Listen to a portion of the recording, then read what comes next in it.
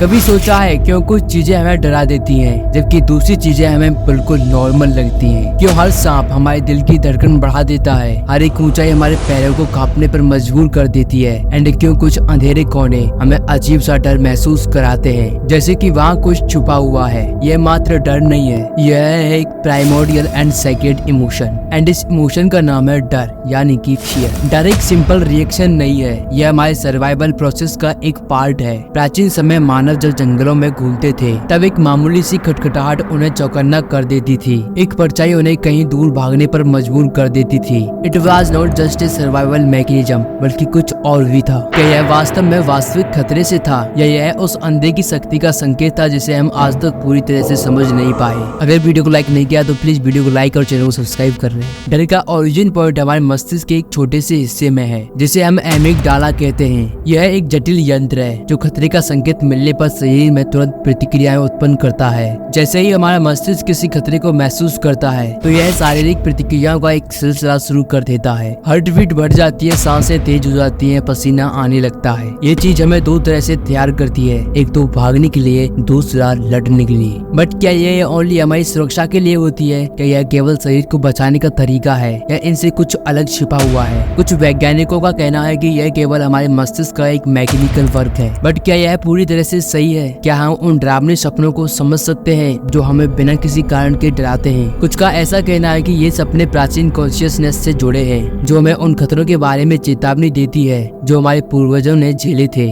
शायद हो सकता है कि यह हमारे डीएनए में छुपी हुई मेमोरी का हिस्सा हो जो हमें सावधान करती है। It is not just in the present, यह केवल प्रेजेंट में नहीं है बल्कि भविष्य में होने वाले खतरों की चेतावनी भी देती है। डर हमारे समय से बिल्कुल अलग है, यह हमारे अतीत से जुड़ा हुआ है एंड फ्यूचर तक फैला हुआ है। हमको सबसे ज्यादा डर हमेशा उस चीज से होता है जिसे हम नहीं जानते, जिसे हम देख नहीं सकते। इसे फियर ऑफ द अननोन कहते हैं। जब हम किसी अनजान सी जगह पर होते हैं, जब हम उन चीजों को सामना करते हैं जो हमारी समझ से परे होती हैं, तो हमारा मस्तिष्क खतरे का सिग्नल देता है। जब हमें डर लगता है तो हम तीन तरह से रिएक्ट करते हैं: फ्लाइट, फाइट एंड फ्रीज। जब डर अपने चरम पर होता है तब हमारी बॉडी एक अजीब निर्णय लेती है, क्या हमको इस खतरे का सामना करना चाहिए या फिर यहाँ से भाग जाना चाहिए। एंड कभी कभी हमारी बॉडी इन दोनों ऑप्शंस के बीच अटक जाती है, इनमें से किसी ऑप्शन को चुन नहीं पाती, एंड तब हम फ्रीज हो जाते हैं। हम अपनी कॉन्शियसनेस को कुछ समय के लिए होल्ड कर देते हैं, उस टाइम को गुजर जाने देते हैं। इस कंडीशन को अक्सर अत्यधिक डर के नाम से जाना जाता है। क्या आपने भी कभी इस प्रकार के डर को महसूस किया है जिसने आपको एक जगह पर फ्रीज कर दिया? मानव का डर कोई साधारण इमोशन नहीं है। अगर प्राचीन काल से ही देखें तो डर ने हमें सुरक्षित रखा है।